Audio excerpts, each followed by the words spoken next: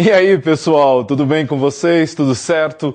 Voltamos então para a nossa aula pré-ENEM, começando a semana 4. É isso mesmo, estamos fechando um mês deste belo projeto de preparação para o ENEM 2015. Legal? Espero que vocês estejam gostando, espero que vocês estejam percebendo como essas aulas, se vocês fizerem aquela parte que cabe a vocês, estudando, pegando as provas, lendo, caderninho na mão, anotando, procurando as informações, certamente em conjunto com essas aulas vai te ajudar em grande medida a ir muito bem na sua prova do ENEM 2015, legal? Então, vamos continuar com os nossos trabalhos, né? Hoje, segunda-feira, comigo, Sociologia, com o Léo e com o Paulinho de Química. Tudo bem, Paulo? Fala, Leonardo, tudo bem? Mais uma vez aí, mais uma semaninha fria, por sinal, aqui em Curitiba. Vamos trabalhar mais algumas questões aí, tanto na geografia. Geografia, nossa, já estou até confundindo, pensando que era mais... Já é a minha primeira questão. Pois é, você falou geografia, eu já lembrei. O que as férias fazem com a pessoa? Com a professora Denise aqui do lado, que hoje vai sofrer na minha mão. Vamos ver se ela vai responder certinho as questões. Que eu vou ter que responder tudo agora sobre as questões de química. Legal, é isso mesmo, pessoal. Então nós três aqui vamos tocar essa primeira parte da aula e depois, hoje ainda, você tem aulas com o professor Marcos e com o professor Francisco, Geografia e Artes. Legal? E férias? Será que eu ouvi férias aí? Olha só, pessoal, a gente vai continuar com os nossos trabalhos agora nesse momento em que muitas escolas particulares aqui no Paraná estão de férias, porque as públicas continuam com as aulas, né?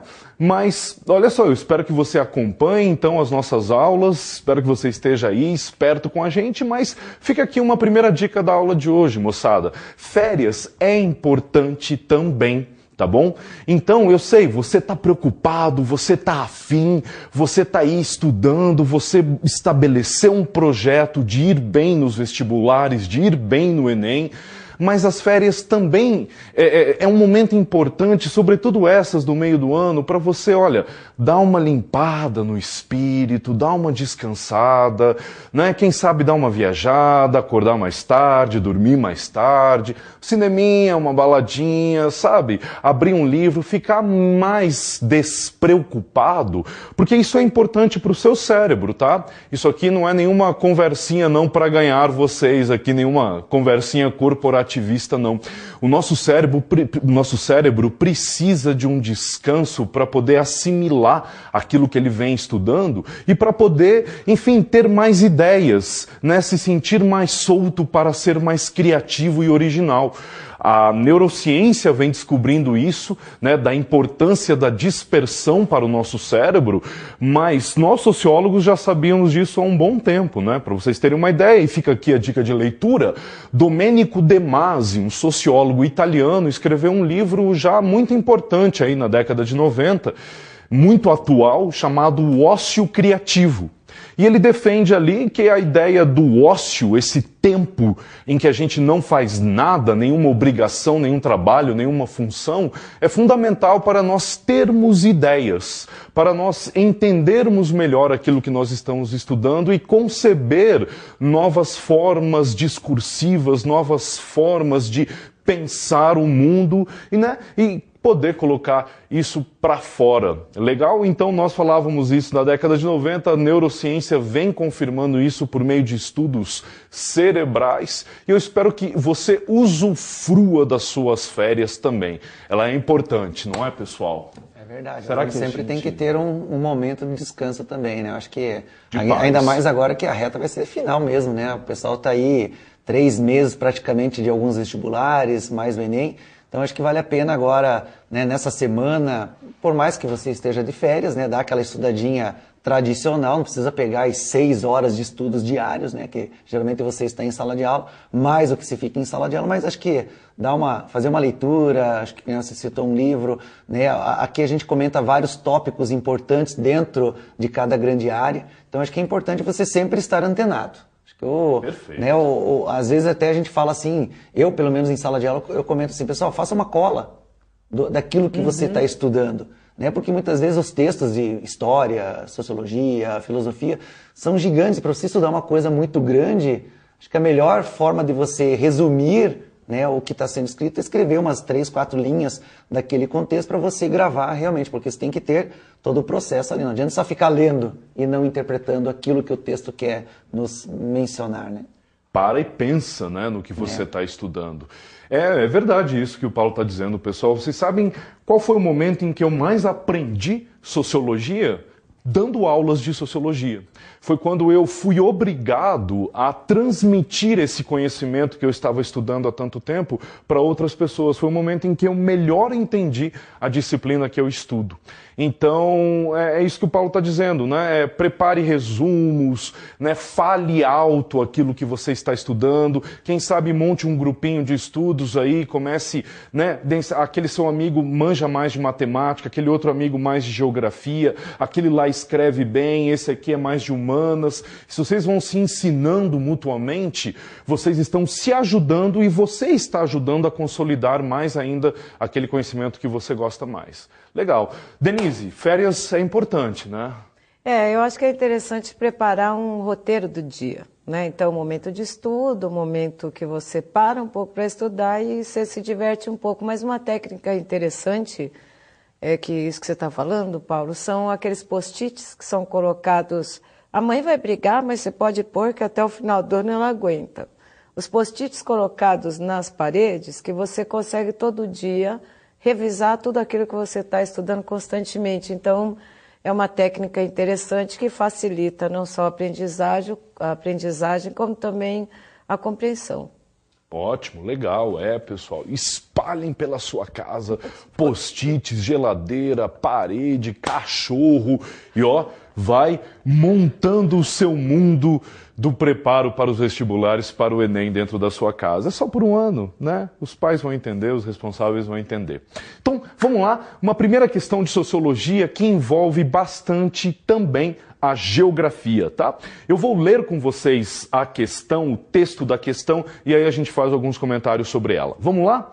Então, estamos ali, nos temas abordados na aula de hoje. Nessa primeira questão, estamos tratando de mudanças sociais e projetos individuais. Olha só. Questão 3 do oficial segunda aplicação de 2010, tá, pessoal? Lembrando vocês aqui rapidinho, se vocês forem procurar as provas, fiquem espertos que em 2010 teve 2 aplicações, né? Porque a prova ia ser aplicada, teve um probleminha lá e ela teve uma segunda aplicação oficial também, tá? Então, questão 3 dessa provinha aí, segunda aplicação. Vamos lá? Um fenômeno importante que vem ocorrendo nas últimas 4 décadas é o baixo crescimento populacional na Europa. Opa, te deu uma informação, te deu uma localização. Principalmente em alguns países como a Alemanha e Áustria, onde houve uma brusca queda na taxa de natalidade. Esse fenômeno é especialmente preocupante pelo fato de a maioria desses países já ter chegado a um índice inferior ao nível de renovação da população, estimado em 2,1 filhos por mulher. Opa, então ele não só deu um fato, como ele julgou esse fato, né? Ele adjetivou esse fato. Ele é preocupante. Por quê? Porque está nascendo menos pessoas do que estão morrendo. A diminuição da natalidade europeia tem várias causas, algumas de caráter demográfico, outras de caráter cultural e socioeconômico. Então ele não explica o que está acontecendo, mas indica pistas para essas explicações. São mudanças de caráter demográfico, mas também são culturais e socioeconômicas. E aí já vem a perguntinha ali que eu leio para vocês. As tendências populacionais nesses países estão relacionadas a uma transformação? Então, é assim, pessoal. Quando a gente fala de... Você deve estar estudando isso com os professores de geografia, mas rapidinho lá. Quando a gente fala de taxa de natalidade, é a média de nascimento em uma população, né? Quantos filhos estão nascendo por mulher? Legal? Para nós termos um crescimento, olha o caderninho aí, vai anotando essas informações, para nós termos um crescimento vegetativo, ou seja, para a população se reproduzir ao longo do tempo, né, no mesmo número que ela tem hoje, nós precisamos, os demógrafos dizem, de uma taxa de 2,1 filhos por mulher. Então, o Brasil, por exemplo, tem mais ou menos 200 milhões de habitantes. Para esses 200 milhões de habitantes continuarem existindo ao longo do tempo, é necessário nascer mais ou menos 2,1 filhos por mulher. Não é o que está acontecendo no Brasil hoje. Essa taxa já diminuiu. O texto aqui está falando de Europa, principalmente Alemanha, Áustria e eu poderia dizer quase todos os países ali da Europa industrializada. Tirando o leste europeu, né, os países que foram comunistas, em grande medida isso está acontecendo em toda a Europa. Está nascendo menos pessoas do que estão morrendo. Então essas populações elas estão envelhecendo. Legal? E aí entra o problema, a preocupação que eles chamam atenção aqui no texto. Isso traz uma série de problemas para esses países. Por quê? Porque você tem aquela história de pirâmide demográfica. Já viu isso com os professores de geografia? Pois é, nós temos uma média da população, uma parte da população que nós chamamos de população economicamente ativa. É a galera que está trabalhando, é a galera que está em idade para trabalhar e produzir renda. Por que essa rapaziada é importante? Porque é ela que vai pagar a conta de quem está lá no topo da pirâmide, os mais velhos, previdência, aposentadoria, essa rapaziada não trabalha, mas recebe, ok? E também vai pagar a galera mais nova, da base dessa pirâmide, que está aí, ó, nascendo e precisa da sua formação ser financiada. Então, se você diminui essa população economicamente ativa, você vai ter um problema econômico fundamental em sua sociedade. E isso está acontecendo na Europa inteira. É por isso que muitos países, em algum momento, incentivam a imigração. Ok? É por isso que alguns países, já fiz esse comentário aqui, como os países lá da Escandinávia, Noruega, Suécia, Finlândia, Islândia, Dinamarca, eles dão licença maternidade de 2 anos, 3 anos, licença paternidade de 6 meses, para incentivar, né, o nascimento de filhos, para que os casais tenham mais filhos. O Canadá, por exemplo, tem uma política migratória enorme, assim, imensa, porque eles precisam de população economicamente ativa, tá bom? O Brasil está nesse momento. E o Brasil teve uma mudança muito rápida no seu caráter demográfico. Se tinha lá, há 20, 30 anos atrás, muitos filhos por mulher, em coisa de 20, 30 anos esses números foram caindo. E agora o que está acontecendo com a população brasileira? Ela está envelhecendo, ok? Está morrendo mais pessoas do que nascendo. Então, se a nossa pirâmide era no sentido egípcio, ok? Agora ela é mais ou menos um losango. Se eu estou falando corretamente, os professores de matemática podem me corrigir. Ok? Por quê? Porque o grosso da população é economicamente ativa. E os idosos e os mais novos são as menores partes da população. Daqui a 20, 30 anos, o que vai acontecer? Nós vamos ter essa pirâmide invertida. Legal? A maior parte da população idosa, com pouca gente economicamente ativa e menos ainda nascendo os novos. Legal? O Brasil está se encaminhando para essa dimensão. Muito bem. Por que aconteceram essas transformações? E aqui está o ponto para a gente conversar. Por que essas mudanças na taxa de natalidade? Por que isso aconteceu nas últimas décadas?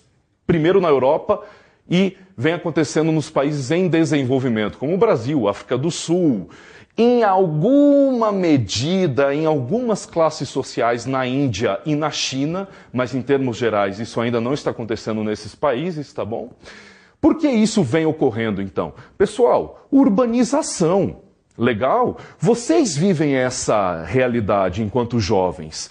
Moçada tem que trabalhar, a moçada tem que ganhar dinheiro. Nós vivemos uma época, pessoal, que alguns sociólogos chamam aí de era da informação. Então você precisa estudar muito, você precisa de muitos de graduação, de mestrado, de doutorado, de pós-graduação. Você precisa se preparar muito bem para garantir um bom lugar no mercado de trabalho. Um mercado de trabalho que cada vez mais paga melhor pelo trabalho intelectual e não pelo trabalho braçal. E além disso, ou melhor, consoante a esse processo, não é só caro se preparar para a vida, como é caro ter um filho. Então, porque imagine, se já é caro você bancar a tua própria vida, imagine bancar a de uma criança, que vai ter que passar por todo esse processo, assim como vocês estão passando. Então, as pessoas têm menos tempo e menos recursos para ter filhos. Essa é uma razão econômica. Agora a gente pode lembrar também de uma razão cultural, social, como o texto estava falando ali. Qual é? Pessoal, aí eu te remeto aos anos 60. Quando lá, aquela cultura hippie que muita gente tira sarro, acha que era uma grande baderna, aqui no Brasil se falava de um desbunde quando se referia à cultura hippie. Na verdade, a cultura hippie estava fazendo uma crítica cultural às sociedades industrializadas, ou a esse American Way of Life, esse estilo de vida norte-americano. Que era o quê? Olha, eu não quero estudar, me formar, casar com aquela namoradinha, com aquele namoradinho da high school, do ensino médio, para daí ter filhos, arranjar um emprego estável e pronto, a minha vida está feita.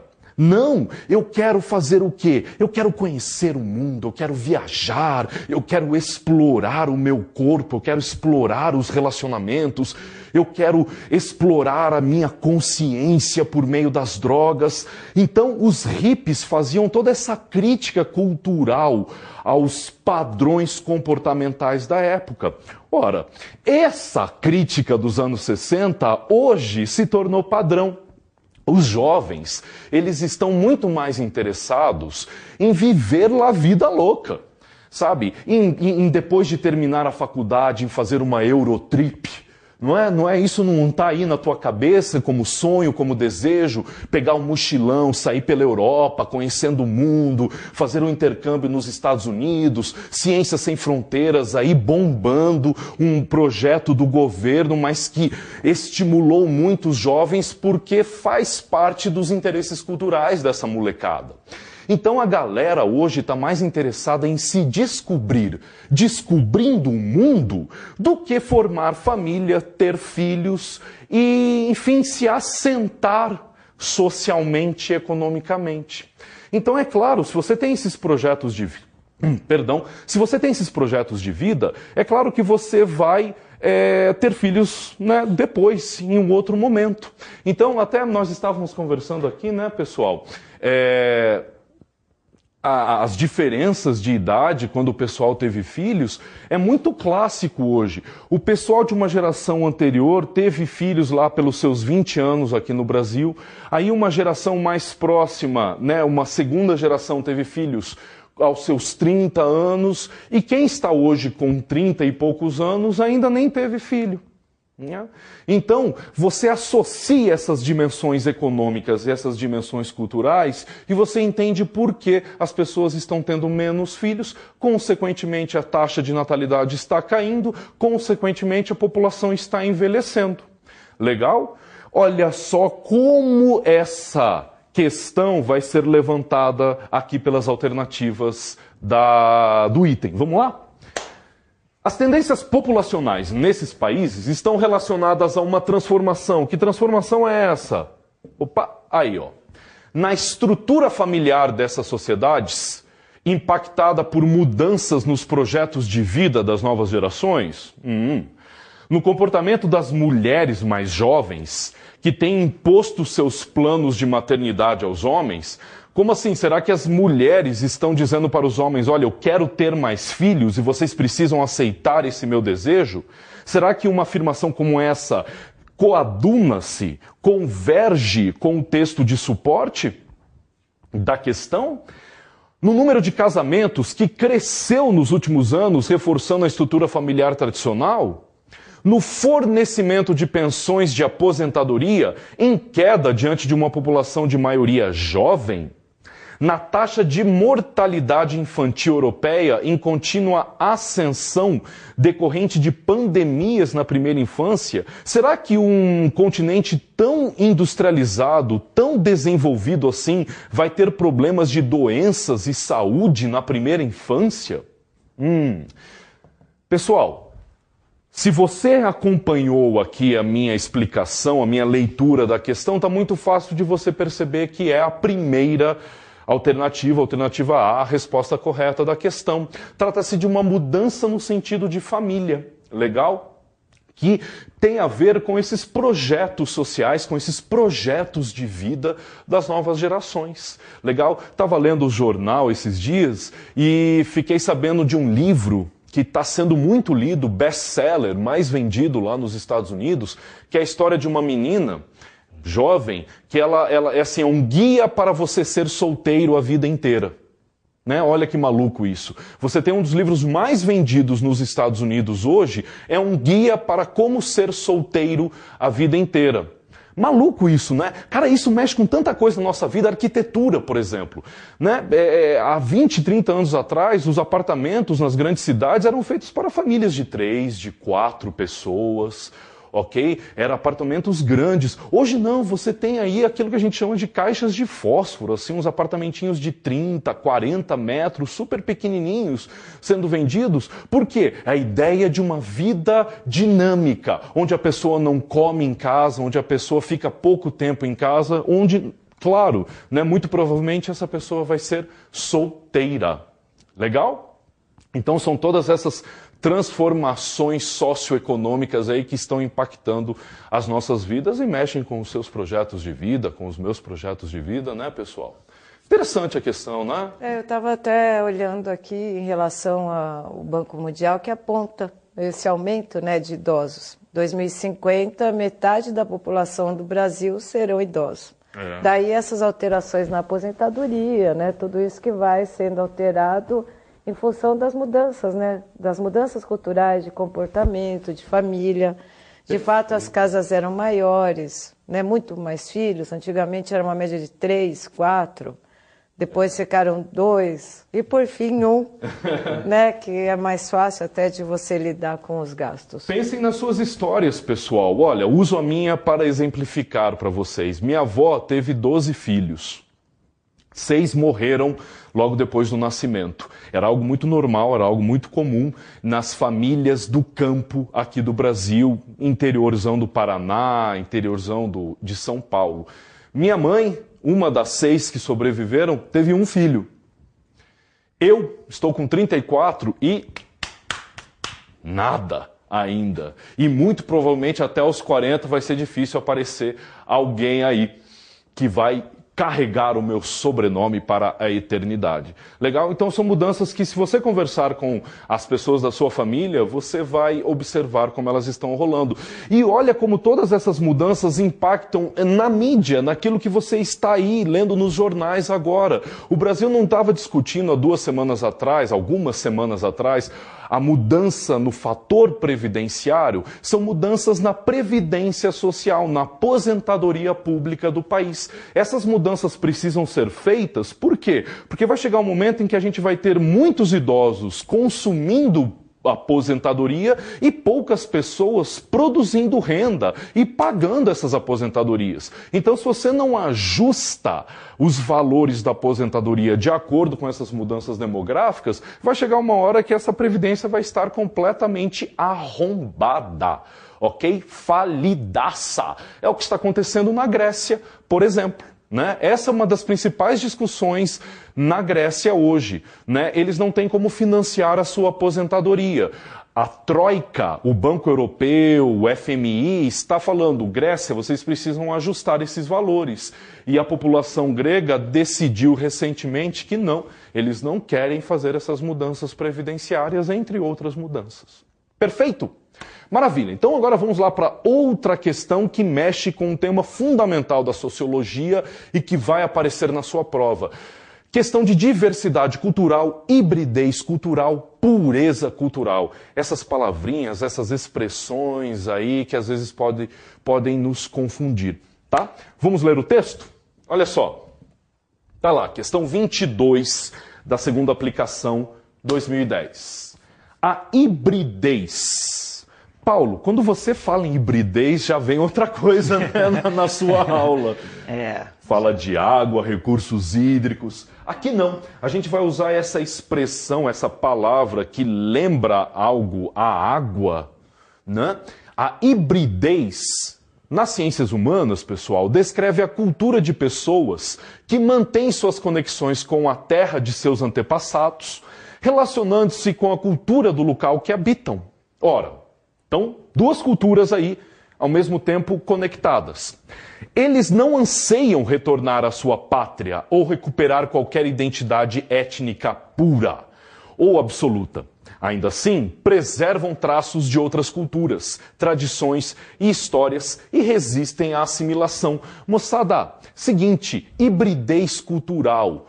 Ora, mistura cultural, miscigenação, culturas de diferentes lugares, de diferentes espaços, se conectando, se misturando, se relacionando na vida de algumas pessoas, de algumas comunidades, de alguns países. É bem simples, hibridez cultural se refere a isso. Né? Miscigenações, misturas culturais, anote aí. Agora, a questão é a seguinte: para nós antropólogos, para nós sociólogos, não existe uma ideia de pureza cultural. Isso não existe, ok?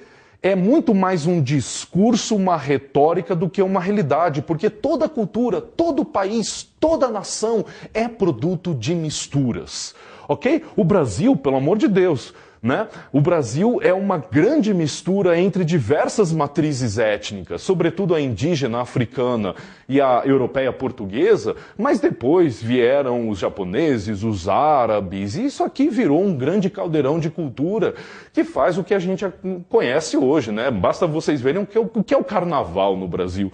A gente tem uma data católica, o carnaval é uma data católica, é um momento de você curtir a vida antes de entrar na penitência da quarentena para a Páscoa, perfeito? Misturada com música de terreiro, com música de religião africana, porque o samba nada mais é do que isso, produto de músicas religiosas africanas, do candomblé, sobretudo, que surgiram ali nos morros carioca e baiano, perfeito? E que muitas vezes a gente vai para a avenida vestidos de índios. Né? Então são todas essas misturas que fazem o Brasil ser do jeito que ele é. Agora, o Brasil louva a miscigenação. O Brasil diz que gosta de ser miscigenado. Outros países não levam esse discurso da miscigenação à sua identidade, mas são tão misturados quanto.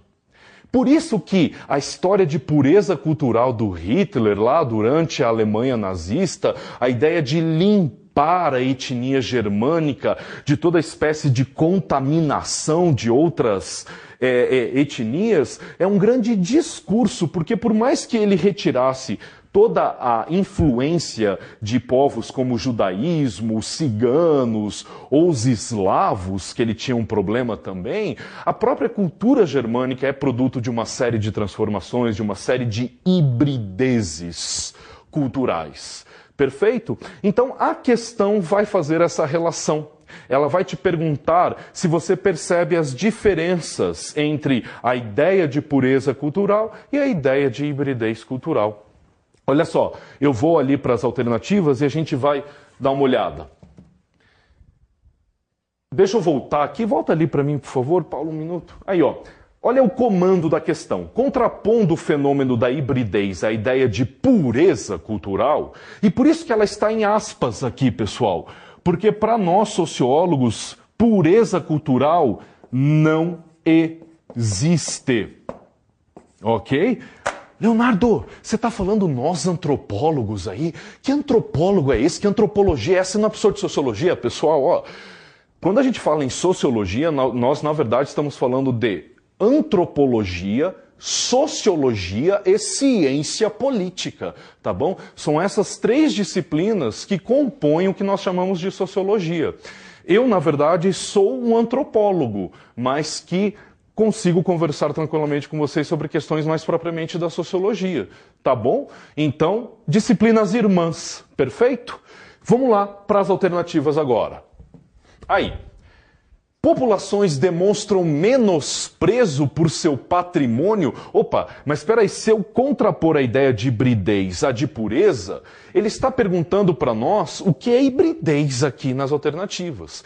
Então, se você está louvando a cultura dos seus antepassados, ao mesmo tempo em que está assimilando culturas de outros países, de outros lugares, de onde você está vivendo, você não está demonstrando menosprezo pelo seu patrimônio artístico.